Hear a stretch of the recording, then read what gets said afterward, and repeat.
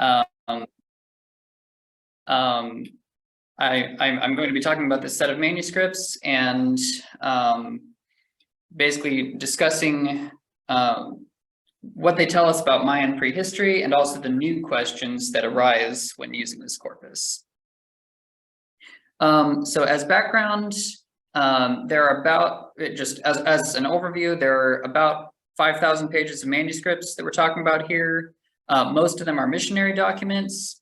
And so again, I'm going to talk about what they say about the historical dialectology of Poqom, interpretive challenges, and then some ways forward in how to use these manuscripts. So Poqom is, as I said, a Mayan language. It belongs to the Kichwayan subgroup, which also includes Kichwa and Kaqchikel, if you're familiar with, I guess, some of the more famous Mayan languages.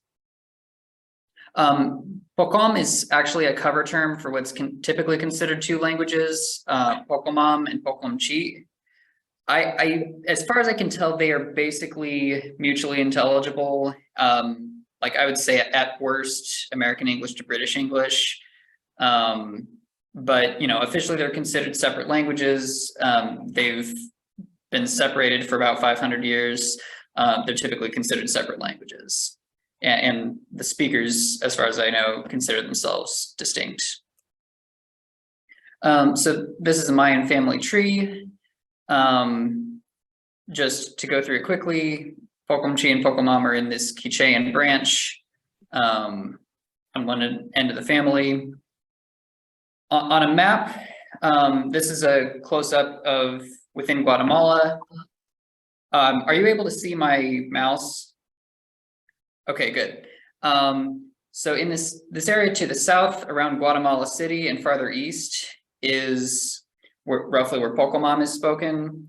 And then farther north in the Alta Verapaz region, sort of the eastern end of the Northern Highlands, is where Poqomchi is spoken. And sort of as far as dialectal variation is concerned, there are basically three main varieties, Eastern and Western Poqomchi, and then Poqomam with whatever dialectal variation is within that. These used to form a dialect continuum, and then basically an incursion of Quiche speakers into this Rabinal area before the Spanish conquest drove the speakers of Poqomam to the south, where they are now. And so as far as actual dialectal features, some innovations that occurred within the group, Western Poqomchi and Poqomam shared some innovations before they split. And then sort of after they separated, Poqomchi and Poqomam underwent dialectal variation separately. Interestingly, Eastern Poqomchi doesn't have any, it doesn't have that many innovations that are just unique to it. It's actually one of the most conservative varieties, not only of Poqom, but of just Kichwayan languages in general, as far as the phonology especially. So as far as after the Spanish conquest, the Spanish came to the area in the 1530s. Along that came, Spanish priests of, various orders. In this area, it was mostly Dominicans, and they learned Mayan languages and used them as part of their mission efforts. Some of this was to, identify heresies, being able to understand the language, and also using the language for missionary purposes. And in this area, the manuscripts that survive started about 1565, and they go through late 1800s, but there was missionary activity before this period. The documents that survive include grammatical descriptions, pedagogical grammars, vocabularies, dictionaries that they wrote, as well as lengthy sermons and confessionals in the language. There's also there's also one document by native speakers. It's a land deed, basically describing the boundaries of an area that the Spanish had forced this particular group out of Poqomchi speakers. And it is the one document that's clearly by native speakers. There is more recent documentation by various explorers, and then of course all the modern descriptions that have been done of both languages. I want to mention in particular, Otto Stoll's 1888 grammar was just way ahead of its time when it came to Mayan languages, like equivalent to some mid-1900s grammars that were produced. To show the manuscripts, this is an example of one of the pedagogical grammars. This is one of the books of sermons from the 1600s. And then interestingly, I didn't have access to the original from this, but I had access to a typescript. This is actually a treatise for teaching Gregorian plain chant, written in Poqomchi by one of the friars from the Poqomchi area. And as far as totals, you can see most of the corpus is these doctrinal works in Poqomchi. There wasn't quite so much in Poqomam, but there is quite a bit more that survives as far as the dictionary sources in Poqomam. And the total, again, it's almost 5,000 pages worth. Those aren't adjusted for word count or anything, but it's quite a lot for a Mayan language from this period. Prior work, not too many people have actually looked at these manuscripts as sources of data. Otto Stoll's grammar, he referenced an earlier published work by actually an English priest who was working in the area. And Stoll noted that between that source and his work, Poqom had not changed all that much in his opinion. And he didn't seem to be aware of the actual unpublished colonial manuscripts at this point. Lyle Campbell talked about sound changes that were in progress, so different mergers that had happened between the colonial period and now. And most recently, Igor Vinogradov has written quite a bit about scribal practices in colonial Poqom, particularly Poqomchi, and the use of different religious coinages and grammatical changes between colonial and modern Poqomchi. He, for whatever reason, just doesn't talk that much about colonial Poqomam, probably because there's not as much available on it. So I want to present here just sort of as proof of concept for using these manuscripts, a couple studies of dialectal variation within Poqom. And so these include the innovation of the phoneme, which is particular to Poqom. 10 minutes. Okay. I guess I'll have to move faster then. And then different changes that happen to the second person markers. And basically the upshot of all this is going to be that a lot of the dialectal variation in Poqom was already present in this period. So some varieties of Poqom innovated a phoneme. This was borrowed from lowland Mayan languages. And without going into all the detail about it, Lyle Campbell basically said this sound change entered Poqom before the Spanish conquest, just based on the geographic distribution of it. It's in Western Poqomchi and Poqomam both, which were separated by this point. And confirming this, there's some evidence that the phoneme is in the manuscripts as well. So for example, I'm not sure the full translation of this sentence, but there's the word usrik, which has this root us meaning to fold in it from what would have been us in conservative varieties of Poqom. The other topic, second person markers, basically modern Poqomchi, which sort of is more conservative, reflects the common ancestor of Poqom varieties more, uses this at prefix in completive aspect and a T prefix in incompletive aspect. That's slightly oversimplifying, but you see the difference here between shat chalik, you came in completive with this at prefix, and tiwirik, meaning you are sleeping. Modern Poqomam just uses T across the board. So shti kamana, meaning you worked, ti becha, you are walking. And just, this is an innovation. It seems to be paradigm leveling. Other Kichwayan languages have at, and just Poqomam using T everywhere is an innovation. Colonial Poqomam, there aren't as many examples of second person in the Poqomchi documents that I've looked at so far, but basically colonial Poqomam, this leveling was already in process. You see T being used with completive aspect. And another just minor difference, but for second person plural, you would use a plural post-clitic. It's tak in Poqomchi or ta in Poqomam. You already see that difference in the colonial era. And just, I can show these slides later, but I need to move on. So as far as the interpretive questions, I can back up and say, what are the goals that we might want to have with these manuscripts? Learn about Poqom prehistory. Andrew Bird from Kentucky has, used the phrase "deader is better" to refer to older Indo-European languages. The closer you can get to that proto-language, the more evidence, it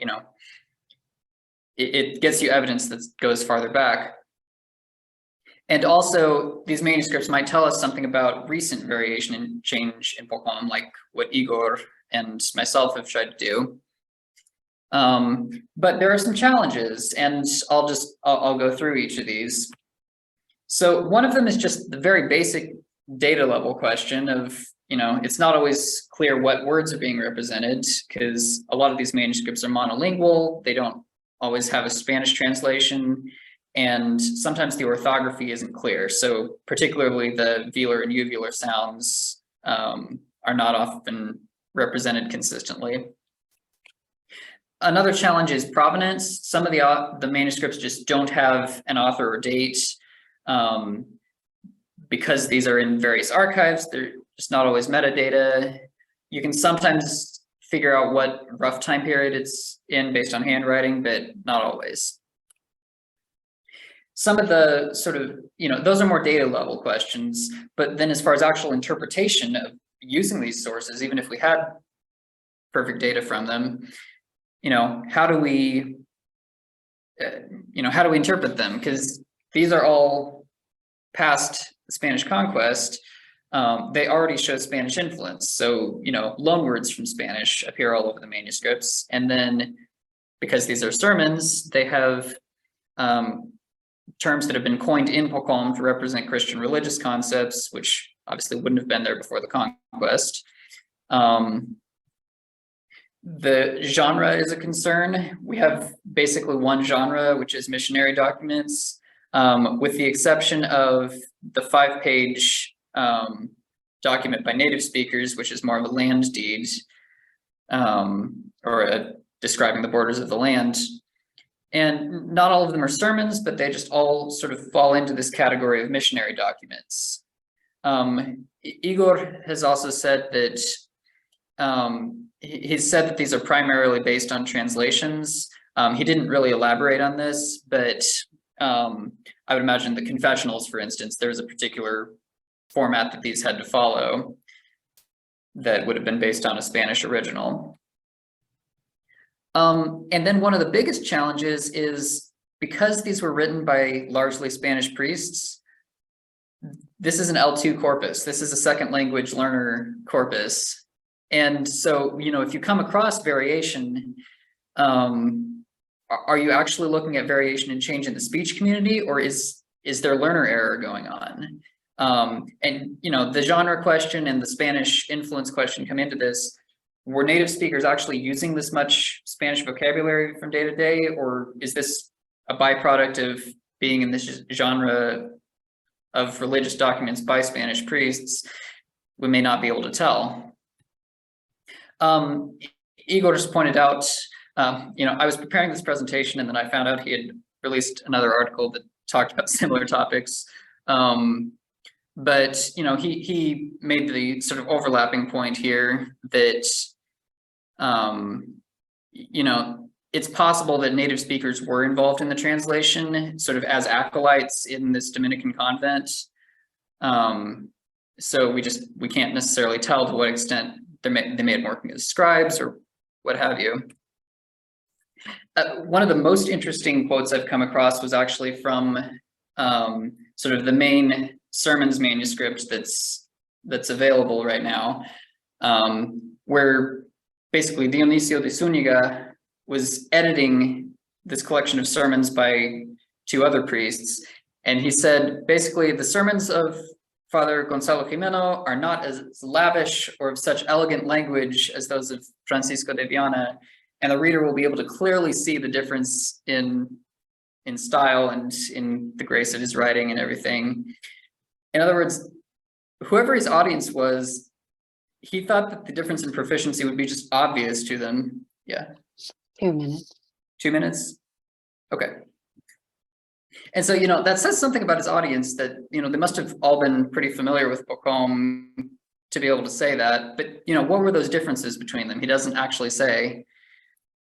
So one particular area of uncertainty is possessor agreement, where, the grammar of Poqomam from this period has sentences like Nuloklah was, my beloved older brother. Typically in Mayan languages, the possessive prefix is just a prefix on the noun, in this case, as, older sibling. This example shows it also appearing before the adjective in this noun phrase. So my beloved, my older brother would be the literal translation here. Is this a calque from Spanish, maybe? Because in Spanish, the possessive marker would appear at the beginning of the noun phrase. Not sure. We couldn't actually tell if this is legitimate variation and change without looking at a lot more of the corpus. And so the solution is use all the data. Mark has written about this quite a bit. And sort of the components that he identified of using all the data, that's, first finding all the sources of data, we have all these 3,000 pages of texts, 5,000 pages of total material. Not all of them are available currently. And, it needs to be made available. We need to consult it in its entirety, not just sample it selectively. It's, 5,000 pages is a lot, but it's also small enough that we could treat it exhaustively. But also beyond the language data, using all the socio-historical data. So to go through this quickly, these could be sources about the Poqom or about the region. General information about what Dominican missionary activity in this area was like, but also other Mayan authors in their oral history may have made references to the Poqom, and I believe the Kichwa and Kakchikel did. But, maybe most interesting here is the new questions that you can get from just looking at all the data here. So, why was Viana's writing obviously better than Jimeno's? We could do a word print analysis or something. Your time's up, so maybe we can address these in the question section. Okay, yeah. Is it all right if I just wrap up? Please do. Yeah, and all these potential new questions, like using word print to identify different authors, and identifying how the Dominicans were using the rhetoric. And then you can still address the kind of the older questions, the original questions of what does this say about prehistory and sociolinguistics of the period and language change, but you have to add this layer on it of, being careful with the data and how you're interpreting it. And just the next steps from here obviously are to just make this data available and actually turn it into a corpus that's usable. So thank you, and I'll look forward to your questions.